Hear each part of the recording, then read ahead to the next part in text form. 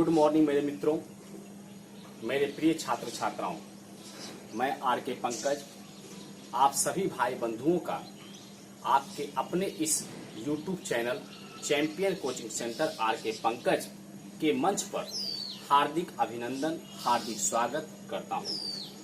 मित्रों, जैसा कि पिछले क्लास में मैंने आपको फीमेल में जो एक्सटर्नल जेनिटेलिया होता है, अर्थात जो मादा में बाह्य जननांग होता है, उसके बारे में मैंने आपको डायग्राम के माध्यम से समझाने का प्रयास किया।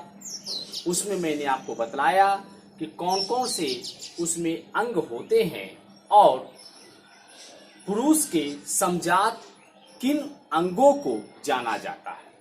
साथ ही साथ मैंने आपको बतलाया था कि वर्जिनिटी का साइन क्या होता है। वास्तव में जिसे हम लोग वर्जिनिटी का साइन हाइमन मेम्ब्रेन को समझते हैं, वह हाइमन मेम्ब्रेन वर्जिनिटी का साइन नहीं होता है। इसके अलावा मैंने आपको बतलाया कि पुरुषों में जहां 2 छिद्र होते हैं, वहीं स्त्रियों में 3 छिद्र होते हैं, जो कि आपको सबसे पीछे वाला मल का द्वार होता है, जिसे एनस कहते हैं, गुदा कहते हैं। उसके आगे वेजाइनल ऑरिफिस होता है, जो आपको एमसी डिस्चार्ज एवं वहां से बच्चे के प्रसव तथा कॉपुलेटरी ऑर्गन के पेनिस का अंदर प्रवेश करने का मार्ग होता है। साथ ही साथ सबसे आगे में जो मैंने आपको बतलाया वह मूत्र विसर्जन का मार्ग है, जिसे हम लोग यूरिनल ऑरिफाइस के नाम से जानते हैं, यूरेथ्रल ऑरिफाइस के नाम से जानते हैं। तो ये 3 बातों को मैंने आपको पिछले डायग्राम में बतलाया था। आज के इस वीडियो सेशन में हम सभी यूटेरस के बारे में, जिसे हम लोग गर्भाशय कहते हैं, गर्भाशय के बारे में जानेंगे। गर्भाशय से जुड़े हुए अंडवाहिनी नली अर्थात फैलोपियन ट्यूब को जानेंगे।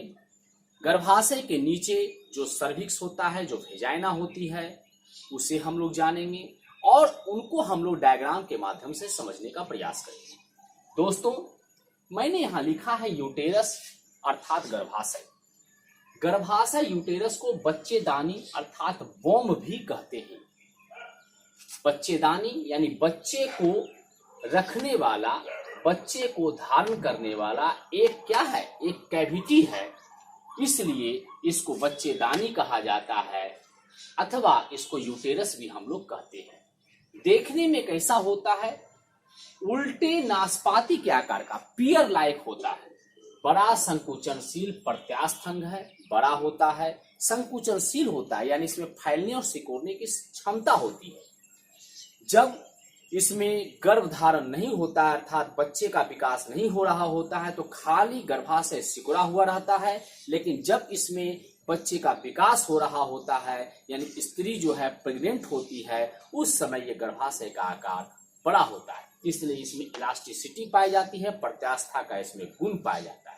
साथ ही साथ आपको हम बतला दें, ये जो हमारा यूटेरस है, यह यूटेरस जन्म लेने से पहले और जन्म लेने के बाद गर्भ धारण करने के उपरांत जो दोनों के स्टेज को हम देखें, यानी एक बच्ची जब माता के गर्भ में रह रही होती है, उस समय यूटेरस का जो साइज होता है, उस साइज को देखें।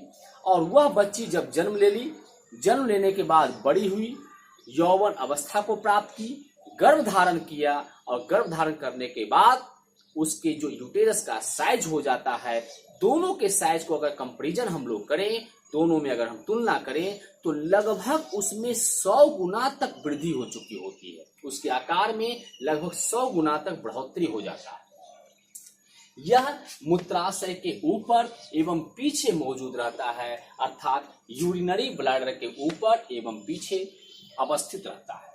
यह नवजात शिशु भ्रूण के विकास और पोषण में मदद करता है। नवजात शिशु का विकास इसी के अंदर होता है, और साथ ही साथ उसमें विकास के दौरान जो पोषक तत्व की आवश्यकता पड़ती है, वो पोषक तत्व भी इसको यूटेरस में पल रहे बच्चे को मिलता है। वो मैं आपको प्लेसेंटा के डायग्राम के द्वारा बतलाऊंगा, किस प्रकार से प्लेसेंटा से अम्बिलिकल कोर्ड के माध्यम से बच्चे में जो है पोषक तत्व जाते हैं। खाली गर्भाशय खाली गर्भाशय 7.5 सेंटीमीटर लंबा, 5 सेंटीमीटर चौड़ा और 2.5 सेंटीमीटर मोटा होता है, जो गर्भधारण के दौरान बड़ा होकर फैल जाता है। गर्भाशय बाहर से भीतर की ओर 3 लेयर होते हैं। सबसे बाहर का लेयर होता है पेरीमेट्रियम, उसके बीच का यानी मध्य लेयर जो होता है उसे मायोमेट्रियम कहते हैं, और सबसे अंदर जो होता है उसे इंडोमेट्रियम कहते हैं। आपसे अगर कोई पूछता है कि गर्भधारण जो होता है वह गर्भाशय की कौन से लेयर में होता है, तो इंडोमेट्रियम में होता है। और इंडोमेट्रियम का जो है इसी के टूटने से, इंडोमेट्रियम में जो लेयरिंग होती है, जो बनती है लेयरिंग, उस लेयरिंग के टूटने से ही मेंस्ट्रुएशन साइकिल डिस्चार्ज होता है। गर्भाशय के 3 भाग होते हैं, फंडस, बॉडी और सर्विक्स। सर्विक्स जिसे हम लोग ग्रीवा कहते हैं, इसमें 2 द्वार होता है, आंतरिक द्वार इंटरनल और इफाइज जिसे हम लोग IO कहते हैं। गर्भाशय के बॉडी में खुलता है, जबकि बाह्य द्वार एक्सटर्नल और इफाइज जिसे हम EO कहते हैं द्वारा वेजाइना में खुलता है। यानी एक भाग जो है आपका बॉडी में चला जाता है और दूसरा भाग जो होता है गर्भाशय का वो वेजाइना की तरफ आ जाता है। वो डायग्राम के माध्यम से हम लोग समझेंगे। बाह्य द्वार वृत्ताकार होता है, किंतु प्रसव के दौरान द्विओष्ठीय यानी वह लिप्ड हो जाता है। इंडोमेट्रियम में जनन काल के समय साइक्लिक चेंजेस होते हैं। इस घटना को ही हम MC कहते हैं, जो कि मैंने आपको बतलाया भी था कि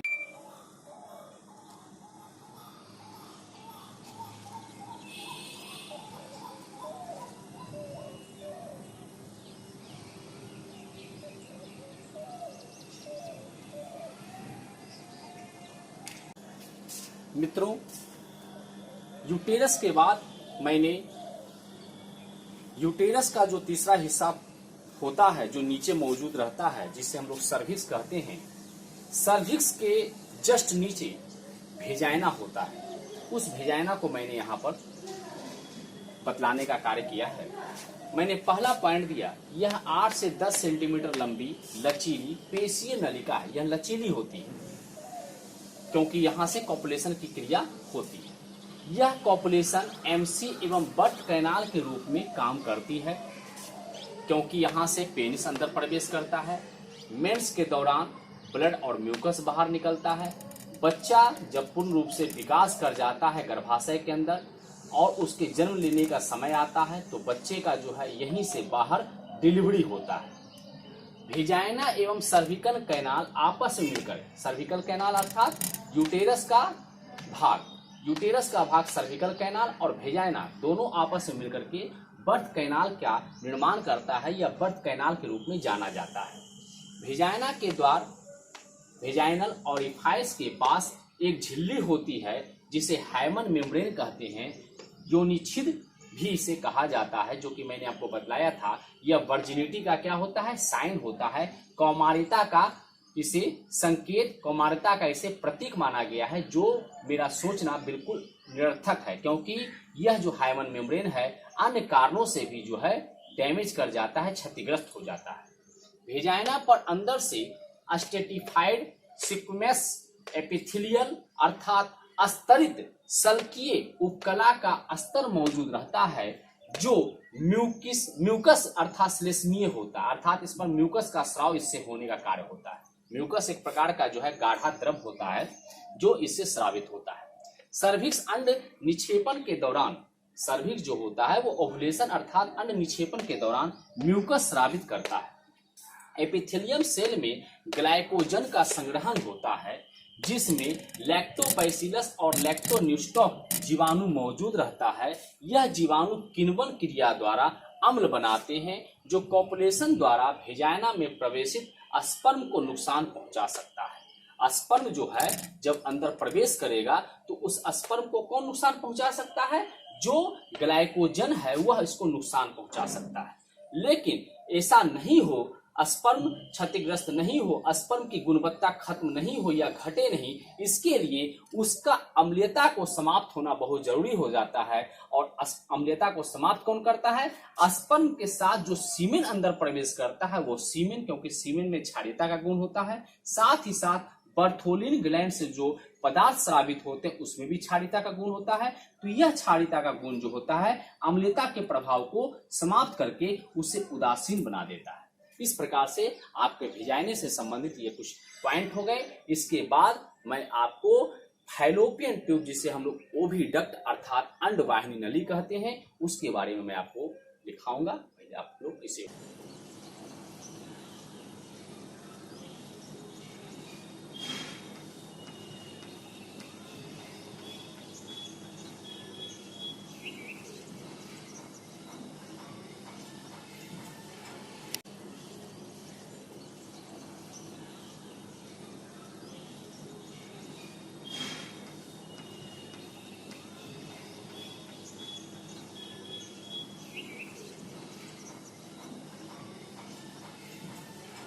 अब हम लोग मित्रों फैलोपियन ट्यूब के बारे में जानेंगे।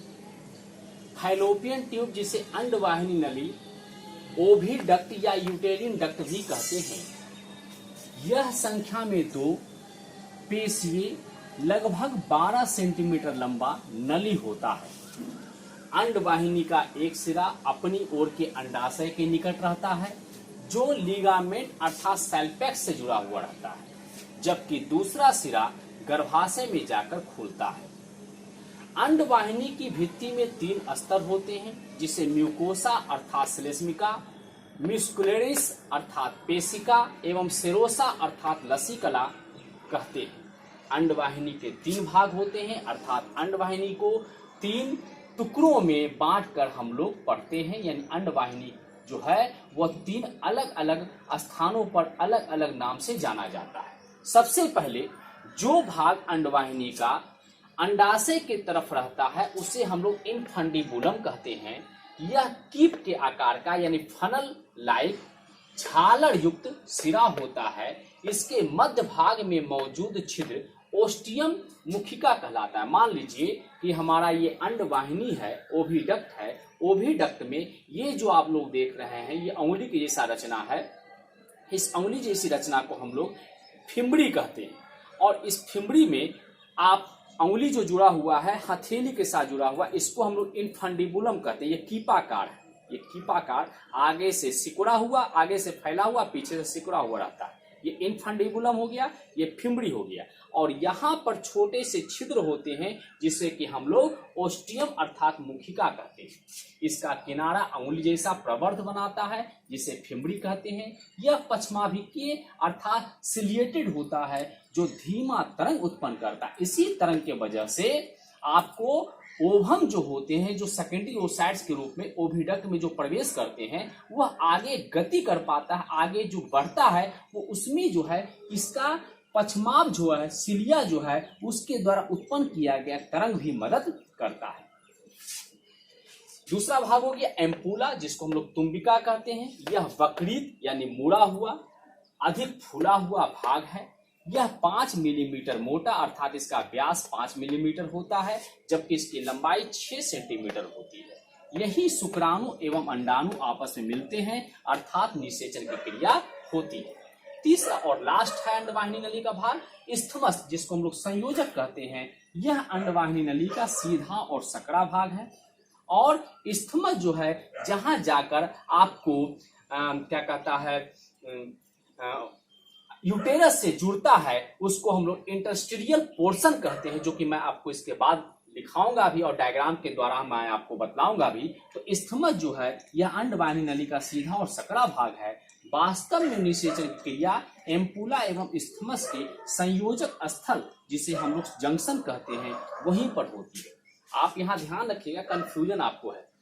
एक एम्पुला में भी मैंने निषेचन लिख दिया है और मैंने यहाँ पर आपको संयोजक स्थल पर भी निषेचन लिख दिया। अगर आपका ऑब्जेक्टिव में रहा कि निम्नलिखित में से अंड किसमें जो है निषेचन की क्रिया होती है, निम्नलिखित में से किसमें निषेचन की क्रिया होती है, उसमें बहुत सारे आपको रिप्रोडक्टिव ऑर्गन दिए हुए रहेंगे। अगर उसमें फैलोपियन ट्यूब है तो फैलोपियन ट्यूब मार दीजिएगा।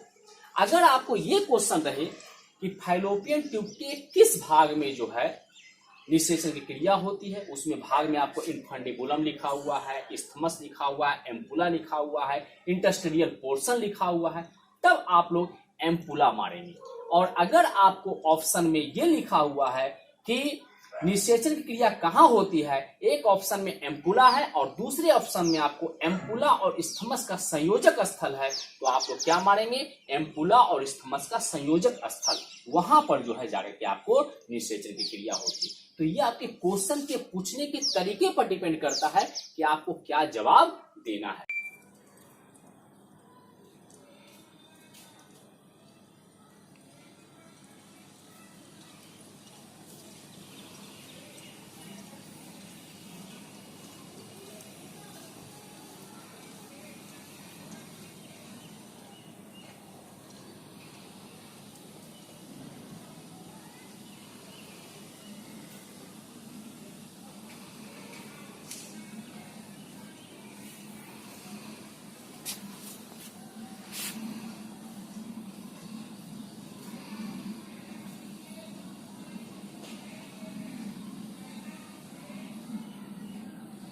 दोस्तों, यहां मैंने चौथा पॉइंट लिखा है जिसमें इंटरस्टेरियल पोर्शन के बारे में बतलाया है।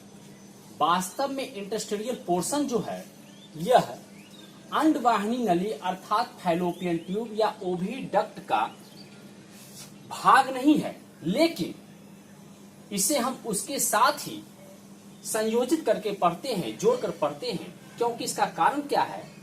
इंटरस्टेरियल पोर्शन वह हिस्सा होता है, वह स्थान होता है जिस स्थान पर फैलोपियन ट्यूब और ओविडक्ट, फैलोपियन ट्यूब और यूटेरस दोनों एक दूसरे से मिलते हैं, जो मैं डायग्राम में आपको क्लियर भी करूंगा। मैंने यहां लिखा है यह फैलोपियन ट्यूब का वह स्थान है जहां फैलोपियन ट्यूब का जुड़ाव यूटेरस अर्थात गर्भाशय से होता है। और लास्ट में मैंने बतलाया है एम्ब्रियो में क्लीवेज परिवर्धन की क्रिया द्वारा विकास एवं एम्ब्रियो का ब्लास्टोसिस्ट स्टेज तक परिवर्तन अंडवाहिनी नली में ही होता है। यानी एम्ब्रियो का बनना, फर्टिलाइजेशन होना, एम्ब्रियो का बनना और एम्ब्रियो का जो विकास होता है, और विकास कहां तक जाके खत्म होगा? ब्लास्टोसिस्ट तक। तो ब्लास्टोसिस्ट तक विकास की क्रिया, तमाम जो प्रोसेस होते हैं वह आपको फैलोपियन ट्यूब के अंतर्गत ही होते हैं। यहां मैंने सारे चीजों को डायग्राम के माध्यम से समझाने का कार्य किया है। इसमें मैंने आपको बतलाया है कि गर्भाशय कौन सा पार्ट है, किस प्रकार का आकृति होता है और उसमें कौन कौन से भाग होते हैं। इसमें मैंने आपको बतलाया है वेजाइना कहाँ उपस्थित होता है, फैलोपियन ट्यूब कहाँ है, फैलोपियन ट्यूब के कौन कौन से हिस्से हैं और किस प्रकार से अंडाशय से ओव्यूलेशन की क्रिया के तहत जो है अंडाणु का बाहर निकलना होता है। वो सारी चीजों को मैंने इस डायग्राम के माध्यम से आपको समझाया है। अब यहाँ देखिए, सबसे पहले मैंने आपको लिखा है यूटेरस। यूटेरस का मतलब गर्भाशय। गर्भाशय को मैंने बच्चेदानी भी कहा, वोम भी कहा, और मैंने बतलाया कि यह 3 भाग से मिलकर के बना होता है। पहला भाग है यूटेरस का फंडस कहलाता है, ये पहला हिस्सा है यूटेरस का। दूसरा हिस्सा ये है, मेन बॉडी यही है, यहीं पर आपको आकर के जो है गर्भ ठहरता है या बच्चे का विकास होता है। और लास्ट में हम लोग सर्विक्स देख रहे हैं, यह जो है यूटेरस का निचला हिस्सा होता है जहां से बच्चा जो है घूम करके बाहर निकलता है। तो इस प्रकार से यूटेरस के 3 भाग आपको हो गए। लेकिन साथ ही साथ मैंने आपको यह भी बतलाया है कि यूटेरस 3 आवरणों से, 3 लेयर से मिलकर बना होता है। सबसे बाहरी लेयर पेरीमेट्रियम कहलाता है, बीच वाला लेयर मायोमेट्रियम कहलाता है और अंदर वाला लेयर इंडोमेट्रियम कहलाता है। इंडोमेट्रियम में ही आपका जो है लाइनिंग स्ट्रक्चर बन जाता है और वो लाइनिंग स्ट्रक्चर के अंतर्गत ही आपका आकर के गर्भ ठहरता है, एम्ब्रियो ठहरता है, जहां एम्ब्रियो का पूर्ण रूप से विकास होता है, वह फोएटस में बदलता है, वह बच्चे के रूप में विकसित होता है। और जब बच्चा पूर्ण रूप से फुल डेवलप्ड हो जाता है, कंप्लीट रूप से वह विकास कर लेता है, तब गेस्टेशन पीरियड समाप्त होने के बाद अर्थात 9 महीने 9 दिन के बाद बच्चे की लेबर पेन, प्रसव पीड़ा के द्वारा उत्पत्ति होती है। तो ये सारे कार्य यहाँ पर यूटेरस के बॉडी में होते हैं और लेयर होते हैं 3। बाहरी लेयर पेरीमेट्रियम, बीच वाला लेयर मायोमेट्रियम और अंदर वाला लेयर इंडोमेट्रियम। गर्भ ठहरता कहाँ है? तो इंडोमेट्रियम में ठहरता है। जब यहाँ पर पहुंच जाता है तभी से जो है आपको गर्भ धारण की क्रिया मानी जाती है, जिसको कि हम प्रेगनेंसी पीरियड या गेस्टेशन पीरियड, गर्भावधि काल के नाम से, गर्भ काल के नाम से जानते हैं। अब देखिए, इसके बाद मैंने यहाँ पर भेजाइना दिखाया है। भेजाइना में आपको मैंने बतलाया था कि भेजाइना योनि द्वार है, इस द्वार से ही पेनिस अंदर प्रवेश करता है, साथ ही साथ बच्ची की डिलीवरी भी यहीं से होती है। लेकिन यहाँ पर एक मेम्ब्रेन पाया जाता है जिसको हम लोग हाइमन मेम्ब्रेन कहते हैं, जो कौमारिता अर्थात वर्जिनिटी का साइन होता है। लेकिन ऐसा मानना बिल्कुल गलत है, क्योंकि यह मेम्ब्रेन जो है अन्य कारणों से भी क्षतिग्रस्त हो सकता है, टूट सकता है। यहाँ पर छोटे छोटे र्यूज होते हैं, फोल्ड्स होते हैं, जो कि आपको जब तक बच्चा पूर्ण रूप से विकसित नहीं हो जाए तब तक बच्चा को रोक करके रखता है, बच्चा को बाहर निकलने नहीं देता है। इसके बाद हम लोग आएंगे अंडवाहिनी नली को देखने के लिए। देखिए ये अंडवाहिनी नली है जिसको हम लोग ओविडक्ट या फैलोपियन ट्यूब कहते हैं। मैंने आपको बतलाया था फैलोपियन ट्यूब के 3 हिस्से होते हैं। एक हिस्सा जो अंडाशय की तरफ रहता है, उस तरफ में जो है उंगली के जैसा प्रोजेक्शन बन जाता है, फिंगर लाइक प्रोजेक्शन बन जाता है। इस प्रोजेक्शन को हम लोग फिम्बड़ी कहते हैं। फिम्बड़ी यहां मैंने लिख भी दिया है, इसको हम लोग फिम्बड़ी कहते हैं। देखिए यहां लिखे हैं फिम्बड़ी। और इस फिम्बड़ी में आपको जैसे हथेली है, तो हथेली में ये उंगलियां हैं, ये उंगलियां हैं, उंगलियों को हम लोग क्या कहेंगे, उंगली को हम लोग फिम्बड़ी कहेंगे। और यहाँ पर जो है एक छोटा सा छिद्र होता है जिसको ऑस्टियम कहते हैं। ये उंगली और ये छिद्र जिस अंडवाहिनी नली के जिस हिस्से में मौजूद रहते हैं, उस हिस्से को हम लोग इनफंडिबुलम कहते हैं। तो ये पहला भाग हो गया फैलोपियन ट्यूब का। दूसरा भाग एम्पुला है। एम्पुला जो कि बीच का ज्यादा मोटा, ज्यादा व्यास वाला हिस्सा होता है, और इसके पीछे में सीधा और सकरा भाग है जिसको हम लोग इस्थमस कहते हैं। तो पहला इनफंडिबुलम, दूसरा एम्पुला, तीसरा इस्थमस, ये तीनों जो है अंडवाहिनी नली के 3 हिस्से हो गए। अगर कोई आपसे पूछता है कि निषेचन की क्रिया कहाँ होती है, तो आप बोलिएगा निषेचन की क्रिया एम्पुला में होती है, ठीक है। लेकिन अगर कोई बहुत ज्यादा डिफाइन करने के लिए कह रहा है, तो एक्चुअली वास्तव में होता क्या है कि एम्पुला और इस्थमस के जंक्शन में, जिसका जंक्शन जहां रहता है, जहां एम्पुला समाप्त होता है, इस्थमस शुरू होता है, उस स्थान पर आकर के जो है आपका फर्टिलाइजेशन का क्रिया अर्थात निषेचन का कार्य होता है। यहां देखिए, यहां से यहां तक का भाग मैंने इनफंडिबुलम दिखलाया है, यहां से लेके यहां तक का भाग एम्पुला दिखलाया है, और यहां से यहां तक का भाग को मैंने मेंशन इस्थमस के रूप में किया है।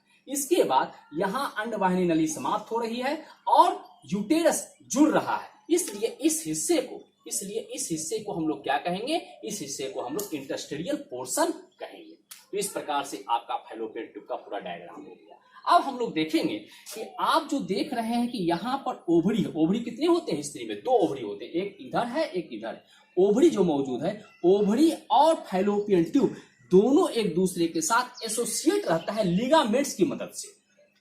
जब मेंस्ट्रुएशन साइकिल का 14वां दिन 15वां दिन होता है, तो उसी समय ओवरी से जो है ओवुलेशन की क्रिया होती है। ओवुलेशन की क्रिया के अंतर्गत ओवम जो होते हैं सेकेंडरी oocytes के रूप में बाहर आते हैं, जो कि मैंने यहां लिखा है secondary oocytes release by ovulation. Ovulation की क्रिया के द्वारा सेकेंडरी oocytes क्या होते हैं, रिलीज होते हैं, जिसको कि फिम्बड़ी, इनफंडिबुलम में जो फिम्बड़ी है वह क्या कर लेता है, इसको कैच कर लेता है, अपने अंदर समेट लेता है। तो इस प्रकार से ये सारे जो होते हैं आपको यूटेरस के भाग हैं, फैलोपियन ट्यूब के हिस्से हैं और वेजाइना का पोर्शन है। ये सारी चीजों को मैंने इस डायग्राम के माध्यम से समझाया है। मित्रों, अगले वीडियो में मैं आपको बतलाऊंगा कि स्पर्म किस प्रकार से अंदर प्रवेश करते हैं, स्पर्म का डिपोजिशन कितना मात्रा में होता है, कितनी संख्या में होती है, स्पर्म की मोटिलिटी रेट क्या होती है, कितने समय में स्पर्म जाके फर्टिलाइजेशन करता है, फर्टिलाइजेशन की क्रिया कहाँ होती है, कितने प्रकार के जो है प्रेगनेंसी होते हैं, और फर्टिलाइजेशन होने के कितने दिन के बाद प्रेगनेंसी पीरियड अर्थात गेस्टेशन पीरियड शुरू होता है, जो कि जाके गर्भ में ठहरता है, किस प्रकार से गर्भ में बच्चे का विकास होता है, और बच्चे के विकास के कितने दिनों के बाद किस प्रोसेस के द्वारा बच्चा जो है बाहर निकलता है। ये सारी चीजों को मैं आपको अगले वीडियो में बतलाऊंगा।